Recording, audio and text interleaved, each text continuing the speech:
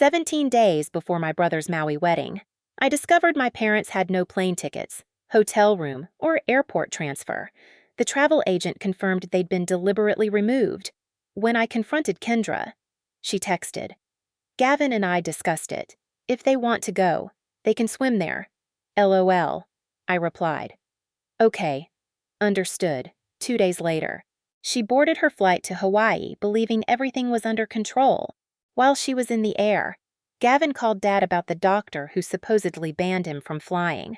Dad's answer changed everything. By the time Kendra landed, my phone wouldn't stop ringing. Before I explain why, hit like, comment where you're listening from. And tell me, would you have called Gavin or believed her? My name is Audrey Callahan. I was 37, lived in San Diego, and worked as a senior operations manager for a medical equipment distributor. My job was organized problem solving. Delayed shipment, I found another route. Vendor missed a deadline, I built a backup plan. 3 departments needed the same equipment at once, I made the schedule work. That skill followed me home, in my family. I was the one people called when something went wrong. I booked trips, fixed reservation mistakes, kept confirmation numbers, organized Thanksgiving, helped my parents with paperwork, and knew which cousin had changed hotels. My younger brother, Gavin, joked, "If Audrey has the spreadsheet, we're fine, for years." I took that as a compliment. Gavin was 33 and a civil engineer. We were close, the kind of siblings who teased each other but still answered the phone at midnight. Our parents, Thomas and Diane, were retired and lived nearby. Dad was 68, Mom was 66, 5 months before the wedding. Dad underwent a cardiac ablation for an arrhythmia. It worked. By July, his cardiologist cleared him to fly as long as he stayed hydrated, walked during the flight, and avoided hauling heavy luggage through airports. Mom had never been to Hawaii. She bought her dress months early. She bought sandals she kept showing me like I had forgotten what sandals looked like. And she talked about watching Gavin get married with the Pacific behind him. The timing mattered for another reason. Gavin's wedding was scheduled for Saturday in Whaley, Maui. Sunday was my parents' 40th wedding anniversary. I had planned a small brunch for them while everyone was together. Then there was Kendra. Technically, she was my future sister-in-law, but with the wedding days away, everyone already called her my SL. She was 31, worked in brand marketing, and loved things to look effortless 10 months before the wedding. She asked if I could help a little with logistics.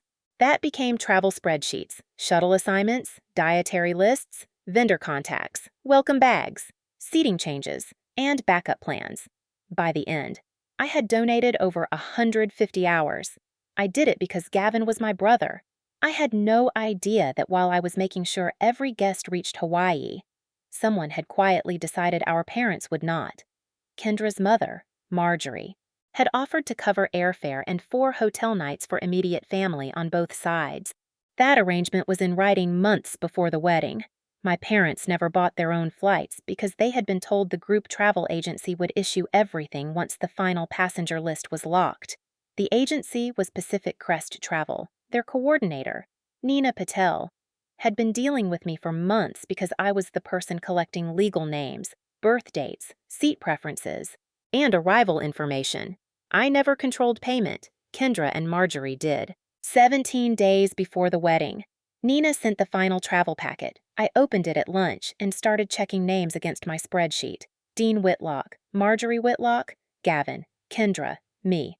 Every immediate family traveler had a confirmation number, except 2, Thomas Callahan, Diane Callahan. No e-ticket numbers, no resort confirmation, no airport transfer. At first, I assumed it was a clerical error.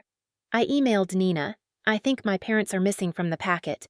Her reply came 20 minutes later. Thomas and Diane Callahan were removed from the final traveler list at the request of the authorized group contact. I read that twice. Kendra was the brideside travel contact. I called Mom. She sounded embarrassed. Kendra said the tickets were still being finalized. When last week? Then she said there was some group booking problem. Dad got on the phone. "I thought Gavin knew. Why would you think that?" Kendra said she thought he'd already talked to us. Mom interrupted softly. She said he was upset about your father flying after the procedure and didn't want another argument before the wedding. That landed harder than the missing tickets. If Kendra was telling the truth, then Gavin had agreed to exclude our parents and let her handle the fallout. Dad must have heard something in my silence. "Don't call him," he said. "If this is what he decided, I'm not making my son defend it 2 weeks before his wedding." I hated that sentence, but I respected him enough not to bulldoze past it. So I texted Kendra instead. "Mom and Dad aren't ticketed. Nina says they were removed from the final traveler list. What happened?" Her answer came almost immediately. "Gavin and I already discussed it. He agrees your dad shouldn't fly, and he doesn't want another argument about it before the wedding." I typed back, "His cardiologist cleared him months ago." Kendra responded with one sentence, and that was the moment I stopped believing this was about anyone's health. What she wrote next made the truth painfully clear. Kendra's message appeared beneath mine. "Then if they want to go, they can swim there. LOL. I stared at it for several seconds. Not because I was deciding how angry to be, because something had finally become simple. This was not a booking error. It was not a medical misunderstanding. And, according to Kendra, Gavin already knew. I typed 2 words. "Okay, understood." She reacted with a thumbs up. That was almost funny. Kendra thought I meant I accepted what she had done. What I understood was that I was finished making her choices painless. I called my parents and told them exactly what she had said. Mom went quiet. Dad did not. "I'm done," he said. I offered to look for flights anyway. There were still seats, but a last-minute itinerary that worked with Dad's medical needs, plus a resort room and transfers, would cost somewhere between $6,000 and $7,000. "I can help book it," I said. Dad answered immediately. "I'm not spending $7,000 to attend somewhere we were deliberately removed from." Mom agreed. I'm not begging my way into my son's wedding. That hurt. But they were right, so I stopped trying to rescue the trip. Then I stopped rescuing the wedding. I opened every file I had built over 10 months. The master guest spreadsheet, vendor numbers, shuttle assignments, arrival schedules, dietary notes, the photography timeline, rain backup, outstanding tasks. I updated everything through that morning and sent one email to Kendra, Marjorie, and the resort coordinator. "All current coordination materials are attached and up to date through today, effective immediately. I'm stepping away from unpaid wedding coordination. Please direct future changes to the resort team or your designated family contact." I deleted nothing, canceled nothing, changed to no passwords. I simply stopped working for free. Kendra replied 15 minutes later. "Fine. We have a resort coordinator, then enjoy your weekend off." I did not answer. I also gave up my own Hawaii trip. My ticket had already been issued, so I notified the travel agency I would not be using it and told Marjorie she could pursue whatever credit the fare allowed. I was not going to sit beside an empty chair where my parents should have been. Instead, I started planning a small dinner for their 40th anniversary. Gavin had already flown to Maui on Tuesday for ceremony setup and rehearsal logistics. Kendra was scheduled to leave Thursday morning. At the airport, she sent a cheerful message to the family thread. "Made it. See everyone in paradise." I looked at it and thought only one thing. She had no idea paradise was about to get very uncomfortable. Kendra's flight left San Diego just after 8 Thursday morning. By then, Gavin had already been in Maui for 2 days, meeting the resort coordinator, checking ceremony setup, and handling rehearsal details. He had no idea I had canceled my own trip. He also had no idea our parents had been removed from theirs. While Kendra was somewhere over the Pacific, Gavin FaceTimed Mom and Dad from the resort. He turned the camera toward the ocean. "Wish you were here," he said. "Dad, I hate that your cardiologist wouldn't clear the flight." Dad frowned. "What are you talking about?" Gavin smiled like he thought Dad had misheard him. "Kendra said your doctor didn't want you flying that far after the procedure." Dad sat forward. "My cardiologist cleared me in July." The smile disappeared from Gavin's face. There was a long pause. "Then why aren't you here?" Mom looked at Dad before answering. "Because we weren't given tickets." Gavin stared at the screen. What Dad explained the missing confirmations, the booking excuses, and Kendra saying Gavin already knew. Gavin interrupted. I never knew you didn't have tickets. Mom's expression changed. She told us you were upset about your father traveling and didn't want another argument before the wedding. I never said that. That was when he called me. I answered on the second ring. Did you know Mom and Dad weren't coming? He asked. I knew they weren't ticketed. Why didn't you tell me my stomach dropped? Kendra told me you knew. Silence. Then he said, send me everything. I forwarded the messages. No explanation, no accusation, just the screenshots. He called back a minute later. She actually wrote, they can swim there. Yes. And she told you I agreed. Yes. Gavin didn't ask me what I thought he should do. He said, I need to verify this. That mattered to me. He called Nina at Pacific Crest Travel and confirmed Mom and Dad had been removed from the final traveler list before tickets were issued. Then he went through his own messages with Kendra. What she had told him was completely different. She had said Dad's doctor advised against Hawaii and that our parents had reluctantly decided to stay home. Both stories could not be true. Gavin called Dad back. I'm sorry, he said. I should have called you myself. Dad answered quietly. Yes, you should have. There was no yelling. Somehow that sounded worse. Then Gavin contacted the resort coordinator and the officiant. He did not cancel guest rooms, dinners, or anyone's vacation. He simply said the legal ceremony was paused until he spoke with Kendra in person. By the time her plane landed in Kahului, she still believed she was arriving for her wedding weekend. She turned her phone back on. There was no cheerful message from Gavin, only one sentence. Go to the hotel. We need to talk before anything else happens. She tried calling him twice from baggage claim. He did not answer.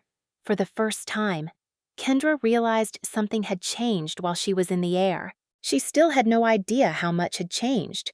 Kendra reached the resort less than an hour after landing.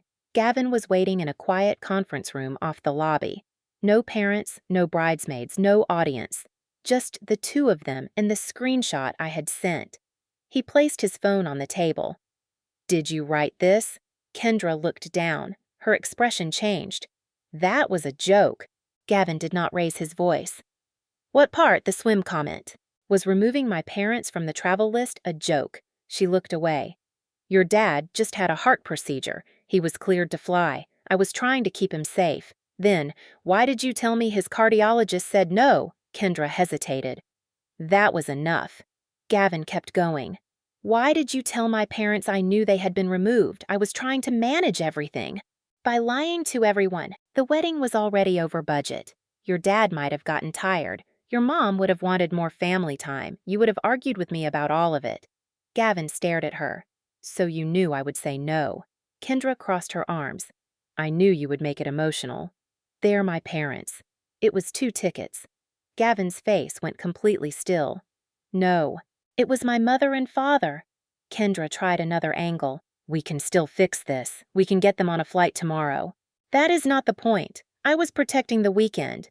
You didn't protect me from stress. You removed my right to know. Then she said the one thing that ended whatever chance remained. I knew you'd say no if I asked. Gavin nodded slowly. Exactly. You didn't make a hard decision for us. You lied, so I couldn't make one at all. He told her the ceremony would not happen Saturday. Not postponed, not delayed until his parents arrived. He was not marrying her. Kendra started crying, then arguing, then blaming me. This is Audrey's fault. She has hated me since the beginning. Gavin shook his head.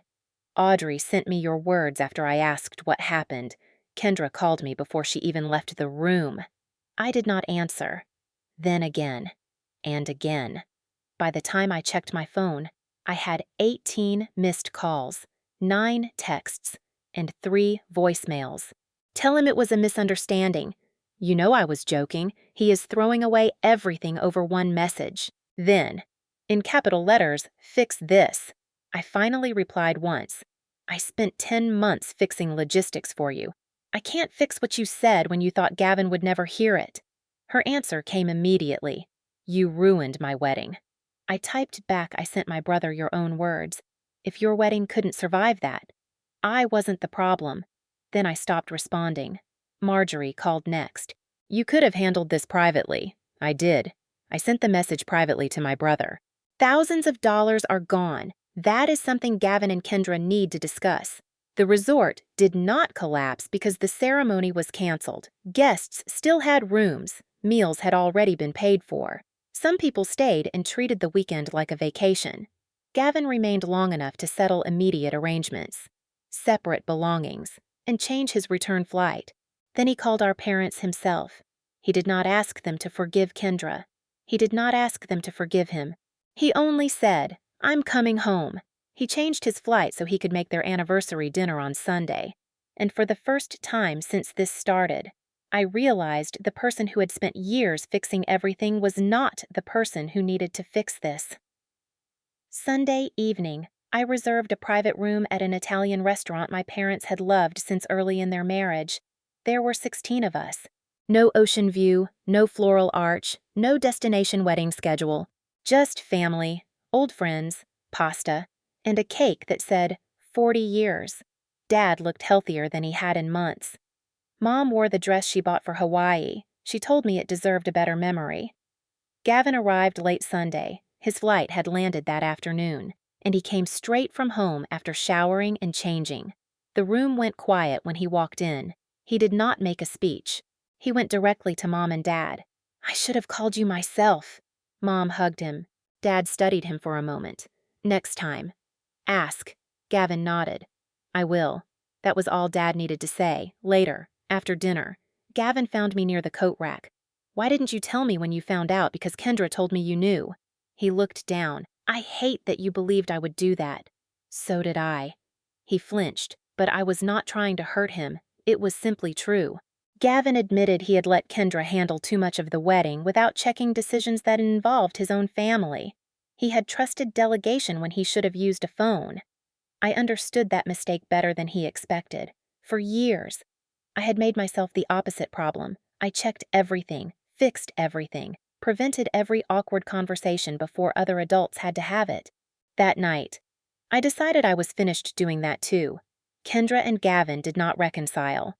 There was no public humiliation campaign, no job loss, no dramatic revenge beyond the wedding that never happened. Some money was gone. Some relationships were gone too. But my parents were still there. When they cut their anniversary cake, nobody asked me where a shuttle was, which vendor was late, or whether I could fix something real quick. For once, I was not managing the room. I was simply in it, and I had never felt lighter. 10 months later, Mom and Dad took the trip they wanted, not Hawaii. They booked Monterey and Big Sur themselves. Mom chose the hotel. Dad planned the route. Neither of them asked me for a spreadsheet. That mattered more than they realized. Gavin was still single. He had started counseling, rebuilt trust with our parents, and stopped treating delegation like a substitute for communication. Kendra was gone from our lives. I stayed in operations, but I changed at home. I stopped being the travel agent, emergency planner, reminder system, and unpaid project manager for every adult I loved. If someone forgot something, I let them notice. If someone made a choice, I stopped racing ahead to soften the consequence. Kendra thought okay, understood meant I accepted what she did. What I understood was that I was done making her choices painless. I did not cancel my brother's wedding. I stopped fixing a lie I had not created. Once I stepped aside, the truth did the rest. Would you have called Gavin immediately? Or believed her when she said he already knew? Comment below and subscribe for more clean revenge stories.